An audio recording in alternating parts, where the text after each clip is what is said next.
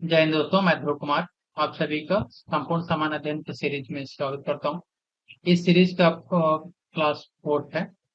Basically इस series का फायदा ये है कि जितने जीएस से जितने भी सब्जेक्ट्स हैं, जैसे history, geography, polity, science, economic, current affair, तो सबको हम लोग एक साथ लेकर के चल रहे हैं कि एट द एंड क्या होगा कि एग्जाम के टाइम पे आपका सारे सब्जेक्ट्स एक साथ कवर हो जाएंगे। ठीक है, काफी इंपॉर्टेंट सीरीज है। फर्स्ट हिस्ट्री से शुरू करते हैं। इसमें हिस्ट्री में आज का इस टॉपिक है अभी का कि भारत में जो सामाजिक धार्मिक सुधार आंदोलन हुए थे वहां से हमेशा एक क्वेश्चन पूछा जाता है। तो कौन कौन से था? फर्स्ट, ब्रह्म समाज के बारे में बात करें। ईयर पूछा जाता है तब 1828 में। संस्थापक कौन कौन थे इसके? तो राजा राम मोहन राय, बाद में देवेंद्रनाथ ठाकुर और केशव चंद्र सेन। काफी इंपॉर्टेंट है। बेसिकली इनकी मान्यता क्या थी? तो मुख्य विचार विचार और जो मान्यताएं थी, सो एक ईश्वरवाद, मूर्ति पूजा, जाति प्रथा का विरोध इन्होंने किया। सती और बाल विवाह का भी इन्होंने विरोध किया। इनका मुख्य जो योगदान है बेसिकली रहा है कि 1829 में जो सती प्रथा का उन्मूलन हुआ था, और विधवा पुनर्विवाह और महिला शिक्षा, ठीक है, काफी इनका रोल रहा है। तो सती प्रथा का भी पूछा जाता है कि सती प्रथा का उन्मूलन कब हुआ था? तो 1829 में। ये यहाँ पर ईयर पूछा जाता है। ठीक है, फिर हम बात करें प्रार्थना समाज के बारे में। सो प्रार्थना समाज का जो स्थापना हुआ था 1867 में। इसमें क्या है, आत्माराम पांडुरंग ने, प्रमुख नेता थे महादेव गोविंद रानाडे और डी आर भंडार। इनका जो प्रेरणा था वो ब्रह्म समाज से प्रेरित थे। जाति और बाल विवाह का इन्होंने विरोध किया था। फिर विधवा पुनर्विवाह में फोकस था इनका। महिला शिक्षा और निम्न वर्ग का उत्थान से था। फिर नेक्स्ट आते हैं हम लोग आर्य समाज के बारे में। तो आर्य समाज का संस्थापक दयानंद सरस्वती थे। स्थापना हुआ था 1875 में। काफी इंपॉर्टेंट है। इन्होंने कहा था कि वेदों की ओर लौटो। ठीक है, मूर्ति पूजा और जाति प्रथा का इन्होंने विरोध किया था। इनके समय पे डीएवी विद्यालयों की स्थापना हुई थी। शुद्धि आंदोलन चला था। विधवा पुनर्विवाह पे फोकस था और महिला की शिक्षा पे फोकस था। फिर काफी इंपॉर्टेंट है भी, थियोसॉफिकल सोसाइटी का से भी पूछा जाता है। तो मैडम ब्लावत्स्की और कर्नल आलकट। ठीक है। सो और भारत में एनिबेस। और कब हुआ था? तो 1879 में हुआ था। इनका क्या था? सार्वभौमिक फतेह, वेदांत और उपनिषदों का पुनरुद्धार। ठीक है। और भारतीय दर्शन का पुनर्जागरण, एनी बेसेंट ने बाद में इसको आंदोलन आंदोलन चलाया था। फिर रामकृष्ण मिशन के बारे में यहाँ पर बात करें तो संस्थापक स्वामी विवेकानंद थे, जो रामकृष्ण परमहंस के शिष्य थे। तो कभी कभी ये भी पूछा जाता है कि स्वामी विवेकानंद गुरु कौन थे? तो रामकृष्ण परमहंस। रामकृष्ण मिशन का स्थापना 1897 में, 1897 में हुआ था। इन्होंने व्यवहारिक वेदांत, सभी धर्मों की एकता, मानव सेवा ही ईश्वर सेवा है, ये कहा था। शिक्षा, स्वास्थ्य, राहत कार्य, सामाजिक सेवा और आध्यात्मिक उत्थान पर इनका काफी फोकस था। अलीगढ़ आंदोलन, सर सैयद अहमद खां के द्वारा, ये 19वीं सदी में हुआ था। और 1875 में अलीगढ़ मुस्लिम विश्वविद्यालय की स्थापना कराया था। मुसलमानों के लिए आधुनिक वैज्ञानिक शिक्षा। ठीक है, इस्लाम और पाश्चात्य विचार का सामंजस्य बैठाना बैठाया इन्होंने। अलीगढ़ मुस्लिम विश्वविद्यालय की स्थापना की। महिला शिक्षा और मुस्लिम समाज सुधार में भी काफी इनका रोल रहा है।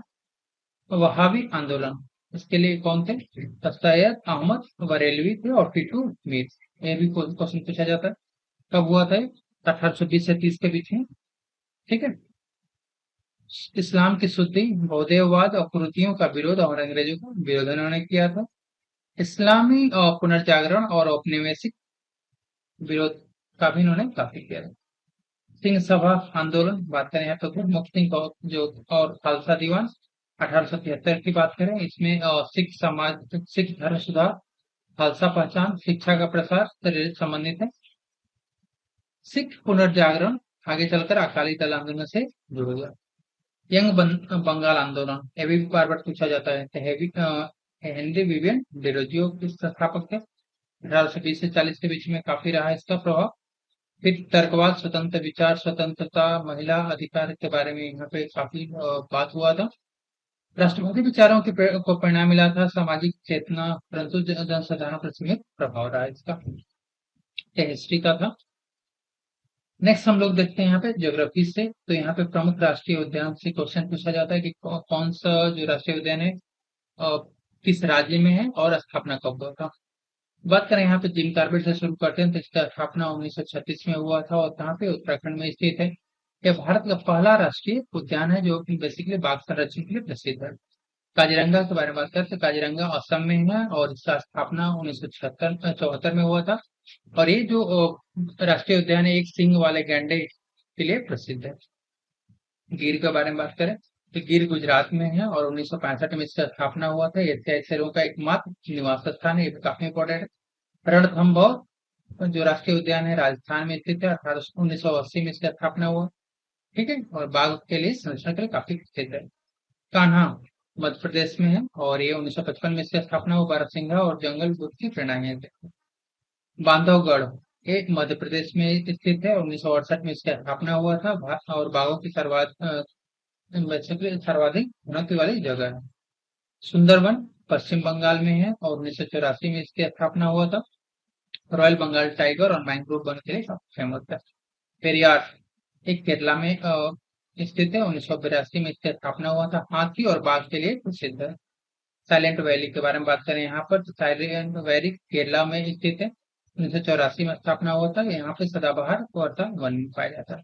नामदफा ये अरुणाचल प्रदेश में राष्ट्रीय उद्यान है, 1983 में इसकी स्थापना हुआ था। और पूर्वोत्तर का सबसे बड़ा उद्यान नॉर्थ ईस्ट का। मानस ये असम में स्थित है, 1990 में इसकी स्थापना हुआ था। और ये यूनेस्को का विश्व धरोहर स्थल के रूप में प्रसिद्ध है। हेमिस ये भी बार बार पूछा गया आप एग्जाम में। तो ये लद्दाख में है और 1981 में इसकी स्थापना हुआ। और ये स्नो लिपार्ड हिम तेंदुए के लिए काफी प्रसिद्ध है। फूलों की घाटी के बारे में बात करें तो उत्तराखंड में स्थित है, 1982 में इसका स्थापना हुआ। यहाँ पे रंग बिरंगे अल्पाइन फूल पाए जाते हैं। दुधवा उत्तर प्रदेश में है और इसकी स्थापना 1977 में हुआ था। दलदली क्षेत्र और बारहसिंगा के लिए फेमस है। नंदा देवी ये उत्तराखंड में स्थित है, 1982 में इसका स्थापना हुआ था और इसको विश्व धरोहर में शामिल किया गया है। ये भारत के प्रमुख राष्ट्रीय उद्यान। ठीक है, नेशनल पार्क। नेक्स्ट देखते हैं यहाँ पे पॉलिटी में है, तो ये भारत के संविधान के प्रमुख संशोधन के बारे में बात करें यहाँ पर। सो ये जितने भी स्लाइड्स हैं, यहाँ से आप मान के चलो कि आपके एग्जाम में क्वेश्चन डेफिनेटली दिखने के लिए मिलेगा, इस चीज की गारंटी है। ठीक है, तो आप अच्छे से इनको याद कर लो। बस जो संविधान संशोधन हुआ था 1951 में हुआ था। इसमें 9वीं अनुसूची जो 9th शेड्यूल का प्रावधान किया गया था। भूमि सुधार कानूनों को न्यायिक समीक्षा से बाहर किया गया। ये फर्स्ट है। 7वां संशोधन आपका बात करें तो 1956 में हुआ था, राज्य पुनर्गठन अधिनियम। और राज्यों का जो पुनर्गठन हुआ था भाषा के आधार पर किया। फिर 24वां संशोधन 1971 में हुआ था। इसमें संसद को संविधान संशोधन की शक्ति दी गई थी और अनुच्छेद 368 में संशोधन हुआ था। फिर 25वां संशोधन की बात करें तो ये भी 1971 में हुआ था। यहाँ पे संपत्ति का अधिकार जो है पर प्रतिबंध लगा दिया गया। इसे मौलिक अधिकार से हटा करके कानूनी अधिकार बना दिया।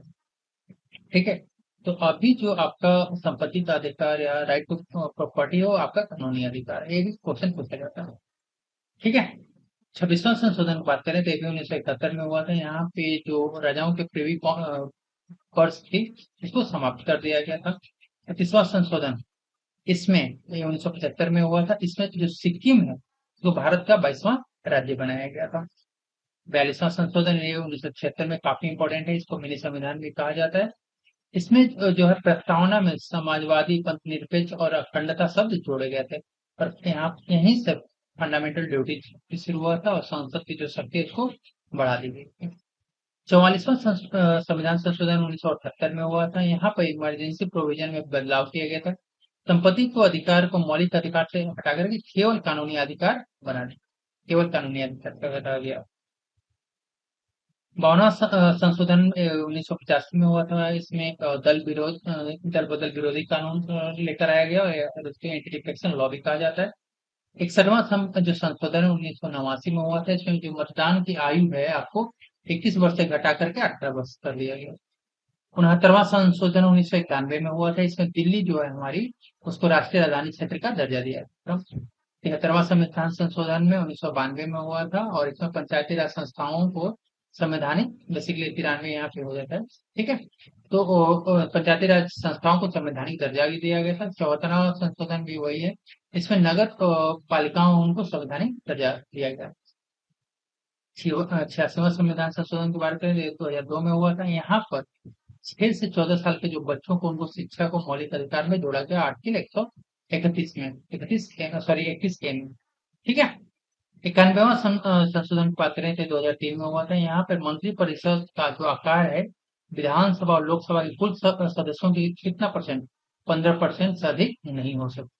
ये भी बार बार आपके एग्जाम में क्वेश्चन पूछा गया। 97वां संशोधन 2011 में हुआ था। इसमें सरकारी समिति से संबंधित अधिकार दिए गए थे। 101वां संशोधन काफी इंपोर्टेंट, 2016 में यहाँ पे इसी संशोधन के थ्रू जीएसटी लागू किया गया, ठीक है। फिर 103वां संशोधन जो 2019 में हुआ, इसमें जो ईडब्ल्यूएस कैटेगरी के लिए 10% आरक्षण की व्यवस्था की गई थी। 104वां संशोधन 2020 में हुआ था। इसमें जो लोकसभा और राज्य विधानसभा में अनुसूचित जाति जनजाति के लिए जो आरक्षण को, उसको बढ़ा करके 2030 तक के लिए कर दिया गया, ठीक है। और ये जो एंग्लो इंडियन का जो आरक्षण था, रिजर्वेशन था, उसको खत्म कर दिया गया। ये भी काफी इंपॉर्टेंट। फिर 105वां संशोधन 2021 में, इसमें राज्य सरकारों को पिछड़ा वर्ग ओबीसी की सूची बनाने का अधिकार दिया, ठीक है। तो ये पॉलिटी का हो गया। फिर एनवायरमेंट से बात करें यहाँ पे, तो काफी इंपॉर्टेंट है आपके जो सम्मेलन, पर्यावरण से रिलेटेड सम्मेलन और प्रोटोकॉल्स हैं, वो काफी इंपॉर्टेंट है, ठीक है। ऐसे बात करें यहाँ पर स्टॉकहोम सम्मेलन का, ये 1972 में हुआ था। स्थान स्टॉकहोम स्वीडन में हुआ था, और यहीं से पहला वैश्विक पर्यावरण सम्मेलन शुरू हुआ था। और यूएनईपी, काफी इंपॉर्टेंट, संयुक्त राष्ट्र पर्यावरण कार्यक्रम की स्थापना हुआ, ठीक है। फिर रामसर कन्वेंशन जो वेटलैंड्स और आर्द्रभूमि के लिए काफी फेमस है। तो ये रामसर कन्वेंशन जो शुरू हुआ था 1971 में हुआ था, रामसर जगह पे जो ईरान में स्थित है। और यहाँ से आपके जो वेटलैंड से आर्द्रभूमियों के संरक्षण से शुरू के लिए प्रावधान शुरू हुआ था। साइट्स की बात करें, वन्य जीव और वनस्पति लुप्त, और ये बेसिकली जो लुप्त प्रजातियों के अंतर्राष्ट्रीय व्यापार पर के लिए संधि 1973 में लागू हुआ था। और ये कहाँ से हुआ था, तो वाशिंगटन डीसी, अमेरिका से शुरू हुआ था। और ये कभी कभी पूछा था किस लिए है, तो लुप्त प्रजातियां जो है उनके अंतर्राष्ट्रीय व्यापार को कंट्रोल करने के लिए, नियंत्रित करने के लिए। मॉन्ट्रियल प्रोटोकॉल बहुत ज्यादा इंपॉर्टेंट, ठीक है। मॉन्ट्रियल प्रोटोकॉल आपका 1987 में शुरू हुआ था, और ये मॉन्ट्रियल कहाँ पे, कनाडा में स्थित है। और ये बेसिकली जो ओजोन परत की सुरक्षा से संबंधित है। इसमें क्लोरोफ्लोरोकार्बन और ओडीएस पर प्रतिबंध लगाने की बात की गई थी। बेसल कन्वेंशन 1989 में, 1989 में शुरू हुई। बेसल जो स्विट्जरलैंड में, यहाँ पर जो खतरनाक अपशिष्टों के सीमा पार आवागमन और निपटान को कंट्रोल करने के लिए किया गया। रियो समिट बहुत ज्यादा इम्पोर्टेंट, 1992 में हुआ था। कहाँ पे हुआ, तो रियो डी जेनेरियो, ब्राजील में हुआ था। यहीं से एजेंडा 21 शुरू हुआ था। रियो घोषणा की गई थी, और साथ में 3 संधि बनी थी, सीबीडी, यूएनएफ, ट्रिपल सी और यूएन सीसीडी, ठीक है।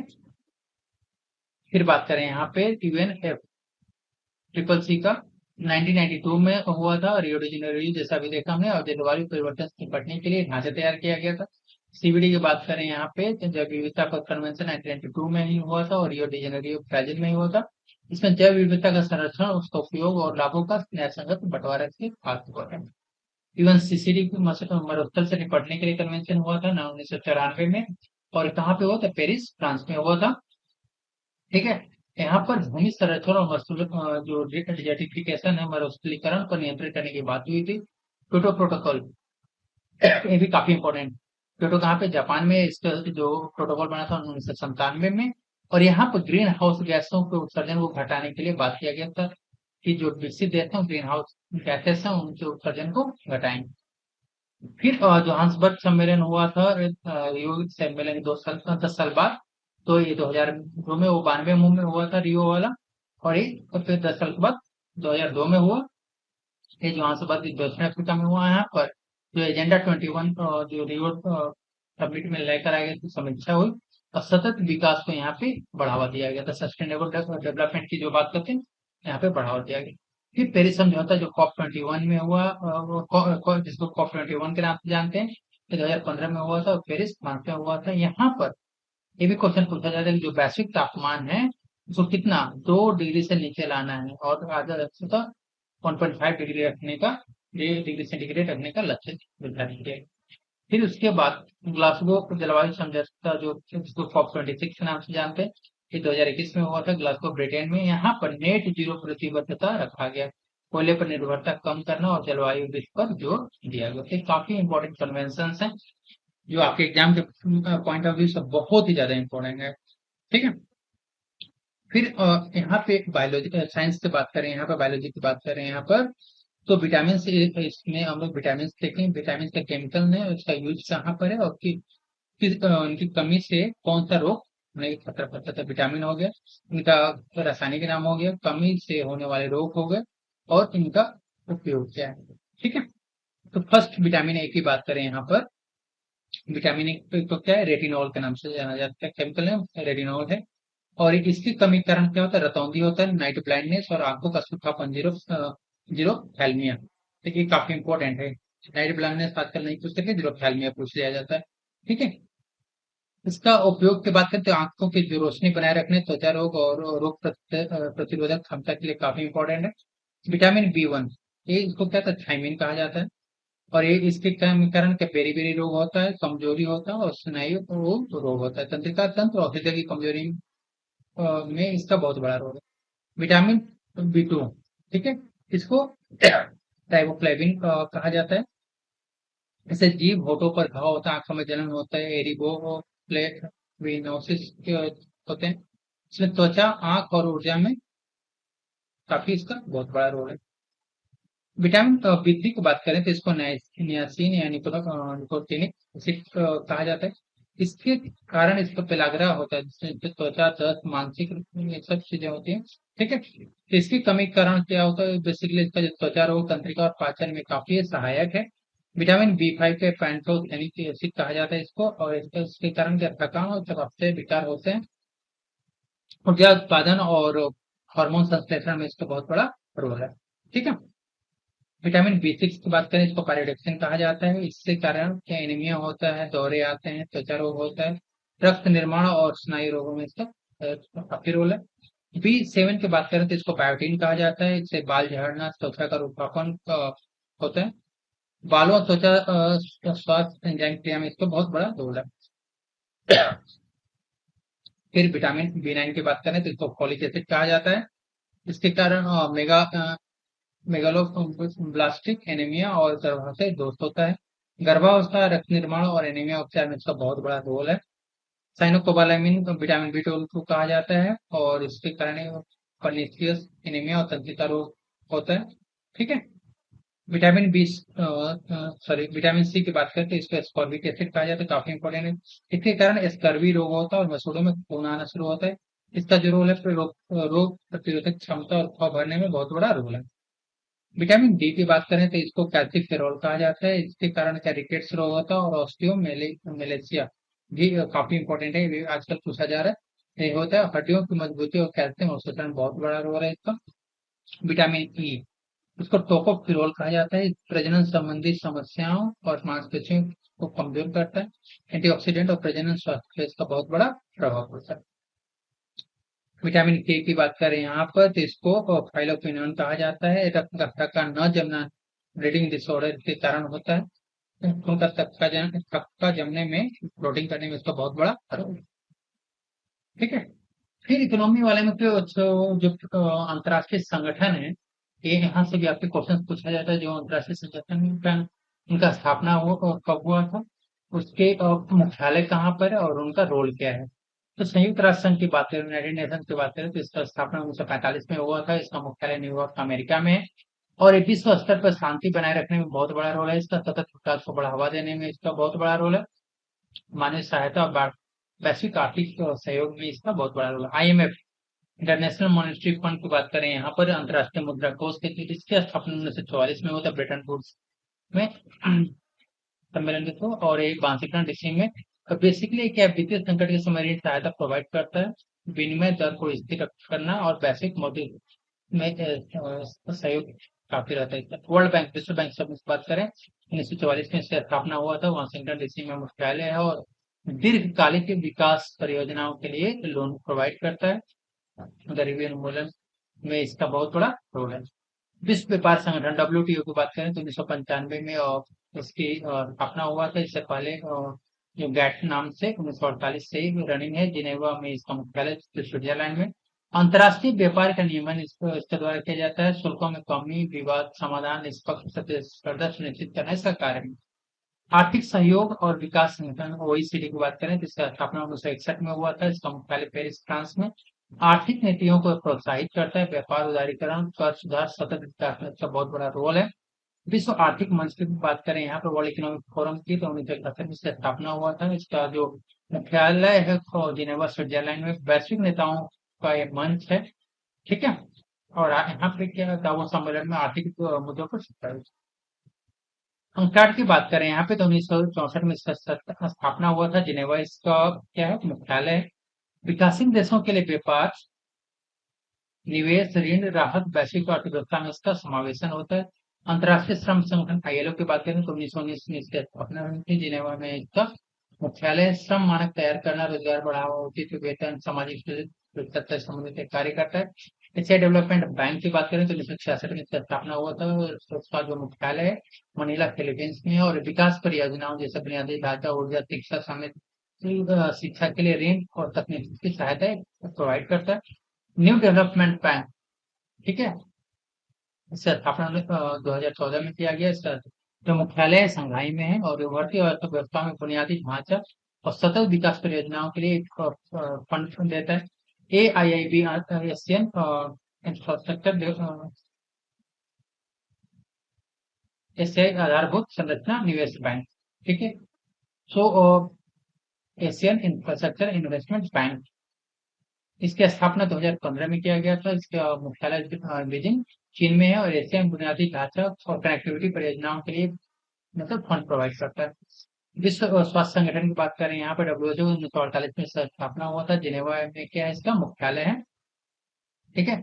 इसका मुख्यालय जिनेवा में है और यह प्रत्यक्ष आर्थिक भूमिका निभाता है। जन स्वास्थ्य सुधार का उत्पादक कार्यबल सुनिश्चित करता है। FAO, ठीक है, खाद्य एवं कृषि संगठन 1945 में स्थापना हुआ था। इसका मुख्यालय रोम, इटली में है। खाद्य सुरक्षा, कृषि विकास और उन्मूलन के लिए कार्य करता है। IFC विश्व बैंक का एक ब्रांच है, ठीक है, अंग है। 1956 में स्थापना हुआ। मुख्यालय वाशिंगटन डीसी में। और निजी क्षेत्र में निवेश को बढ़ावा देता है। और MSME जो क्षेत्र है उसमें इसका काफी इम्पोर्टेंट रोल है। ये करंट अफेयर से देख लेते हैं कौन कौन से करंट अफेयर जो आपके एग्जाम के पॉइंट ऑफ व्यू इससे काफी इम्पोर्टेंट है। अभी न्यूज में था HQ-16, एक चीनी सतह, एक क्या चीनी चीनी है, चीन ने इसका निर्माण किया। सतह से हवा में मार करने वाला मिसाइल प्रणाली, इसको डेवलप किया गया। सरफेस टू एयर मिसाइल है, जिससे नाटो नाम CH-16 दिया गया है। यह रूस की जो बक मिसाइल फैमिली पर आधारित है। इसे विमान, क्रूज मिसाइल, हेलीकॉप्टर, मानव रहित मतलब UAV जो होता है को निशाना बनाने के लिए डिजाइन किया गया है। इसमें जटिल जो भूभागों में 360 डिग्री का कवरेज करके इसको वर्टिकल लॉन्च सिस्टम का उपयोग किया जाता है। फिर नेक्स्ट है आपका न्यूज में सी बकथॉर्न और हिमालयन टॉर्टिक बकव्हीट के बीज को लेकर अंतरिक्ष में बेसिकली लद्दाख के स्थित मरुस्थल में इसको उगाया गया है। नासा का क्रू 11 प्रयोग का एक हिस्सा है, जिसे ISS अंतर्राष्ट्रीय अंतरिक्ष स्टेशन पर इसे संचालित किया जा रहा है। और इन बीजों को बंगलुरु स्थित जो भारतीय स्पेस स्टार्टअप है प्रोटोप्लैनेट ने उपलब्ध कराया है। ये मिशन जो है 1 अगस्त 2025 को फ्लोरिडा से लॉन्च हुआ है। 2 अगस्त 2025 को ISS से जुड़ा है। इसका उद्देश्य ये है कि बीज अंकुरण जानना है कि बीज अंकुरण से पहले अंतरिक्षीय दबाव और सूक्ष्म गुरुत्वाकर्षण माइक्रोग्रेविटी से में कैसे प्रतिक्रिया देते हैं। इसमें आपका जीन सक्रियण और मेटाबॉलिक जो प्रोसेस है इस पर ध्यान किया जाएगा। जिससे क्या होगा कि भविष्य में अंतरिक्ष में कृषि मतलब खेती किया जा सकता है, ठीक है। ब्राउन रेगुलेशन की बात करें तो ब्राउन रेगुलेशन किससे रिलेटेड है बताइए। ब्राउन रेगुलेशन आपका रिलेटेड है मिट्टी के स्वास्थ्य को बहाल रखना, खाद्य उत्पादन सुनिश्चित करना, ग्रामीण रोजगार सृजन करना और जलवायु प्रतिबद्धता को समर्थन देना। यह दृष्टिकोण पहले ब्राउन रिवोल्यूशन मिली सिक्कों पर आधारित है जो जनजातीय चमड़े और कॉफी को बढ़ावा देने पर केंद्रित है। फिर अभी भारतीय स्टेट बैंक के आर्थिक अनुसंधान विभाग ईआरडी के अनुसार यूपीआई का प्रयोग करने में सबसे कौन सा मतलब जो राज्य है टॉप पर है तो महाराष्ट्र। महाराष्ट्र में सबसे ज्यादा यूपीआई का प्रयोग किया गया है। इसके बाद कर्नाटक है, उसके बाद उत्तर प्रदेश है, तेलंगाना है, तमिलनाडु से स्टेट का नाम पूछा जा सकता है। और ये भी पूछा जा सकता है कितना परसेंट का 9.8% कुछ अंशता है। फिर भारतीय पहलवान तपस्या ने आपका अंडर 20 विश्व कुश्ती चैंपियनशिप जो हुआ था बुल्गारिया में, वहां पर इन्होंने पहला स्वर्ण पदक भारत की तरफ से जीता है। और किस वर्ग में जीता तो महिला के 57 किलोग्राम के वर्ग में इन्होंने जीता है। किसको हराया तो नॉर्वे की डोमन जेवा को 5 से हरा। ठीक है, तो ये, तपस्या नाम काफी इंपॉर्टेंट है। नव्या की बात करें यहाँ पर, ठीक है। नव्या क्या है बेसिकली तो नव्या एक संयुक्त कौशल है जिससे इसका फुल नेम है nurturing aspiration vocational training for young adolescent girls. ये संयुक्त पहल है जिसे कौशल विकास और उद्यमिता मंत्रालय जो है आपका एमएसडीई और महिला और बाल विकास मंत्रालय एमडब्ल्यूसीडी का ज्वाइंट वेंचर एक तरह से मतलब ज्वाइंट मिशन है कह सकते हैं। तो कौशल विकास और उद्यमिता मंत्रालय और महिला विकास मंत्रालय ने मिलकर इसे शुरू किया है। जून 2025 में आकांक्षी जिलों को जो एस्पिरेशनल डिस्ट्रिक्ट हैं, ठीक है, आकांक्षी जो जिले हैं को 16 से 18 वर्ष की किशोरियों को सशक्त बनाने के लिए इनको लॉन्च किया गया। नव्या के अंतर्गत 3,850 लड़कियों को प्रधानमंत्री कौशल विकास योजना के तहत ट्रेनिंग दिया जाएगा, प्रशिक्षित किया जाएगा। नासा ने एक आर्टिफिशियल एआई मॉडल तैयार किया लॉन्च किया है जिसका नाम सूर्या है। तो कंफ्यूज सूर्या नाम से कंफ्यूज नहीं हुई कि इसरो ने किया है, नहीं इसरो ने नहीं किया है, नासा ने किया है। जो बेसिकली अंतरिक्ष मौसम पूर्वानुमान स्पेस वेदर फोरकास्टिंग को बेहतर बनाने के लिए इसको बनाया गया है। यह मॉडल आईबीएम के सहयोग से बनाया गया है। किसके सहयोग से? आईबीएम के सहयोग से बनाया गया है। नासा का सोलर डायनामिक्स ऑब्जर्वेटरी एसटीओ से 9 साल से अधिक आंकड़ों पर प्रशिक्षित किया गया। फिर यहाँ पर बात करें केरल केरल उच्च न्यायालय जो है भारत का पहला उच्च न्यायालय बना, हाईकोर्ट बना है जिसने जिला न्यायपालिका में कृत्रिम एआई आर्टिफिशियल इंटेलिजेंस को यूज करने के लिए दिशा निर्देश जारी किए हैं। इसका उद्देश्य लंबित 5 करोड़ मामलों को निपटान करने में ट्रेनिंग और स्पीड को बढ़ाना है। नेपाल ने आधिकारिक रूप से international big cats alliance India की अगुवाई वाला जो एक पहल है इसमें शामिल हुआ है। ठीक है, तो इसमें जो 7 प्रजाति हैं बिग कैट्स है उसकी रक्षा करने के लिए इसमें किया गया है। यह एक बहुउद्देशीय और बहु एजेंसी क्या है गठबंधन है, बहुउद्देशीय और बहु एजेंसी गठबंधन जिसमें 90 से अधिक देश जो है इसमें शामिल है। ठीक है, 90 से अधिक देश शामिल है। नेपाल जो इसका हस्ताक्षर किया 24 अगस्त 2025 को इस एग्रीमेंट पे हस्ताक्षर किया। फिर एक नेक्स्ट न्यूज है कि जो आपका नेशनल सर्वे ऑर्गेनाइजेशन राष्ट्रीय नमूना सर्वेक्षण कार्यालय जो है जो सांख्यिकी और कार्यक्रम कार्यान्वयन मंत्रालय एमओएसपी मॉस्पी के अंतर्गत इसने गवर्नमेंट ऑफ इंडिया स्टैटिक्स एक मोबाइल एप्लीकेशन लॉन्च किया जिसका नाम है जीओआई स्टैट्स। जीओआई स्टैट्स को लॉन्च किया। ठीक है, जीओआई स्टैट्स मोबाइल एप्लीकेशन को लॉन्च किया है जिससे क्या हो गया स्टैटिक्स डे पर लॉन्च किया गया। इस एप्स का जो बेसिकली उद्देश्य है एक मजबूत डेटा इकोसिस्टम तैयार करना है जिससे मतलब हर कोई आसानी से कभी भी अपने आधिकारिक डेटा तक पहुंच बना सकेगा। ठीक है, तो एक मजबूत डेटा से इकोसिस्टम को तैयार करने के फोकस इसको बनाए। ठीक है, सो फ्रेंड्स ये लगता है कि ऐसे क्लासेस आपके एग्जाम के लिए यूजफुल हैं तो आपसे रिक्वेस्ट है कि चैनल को सब्सक्राइब कर लीजिए, दोस्तों के साथ शेयर भी कर सकते हैं। Thank you.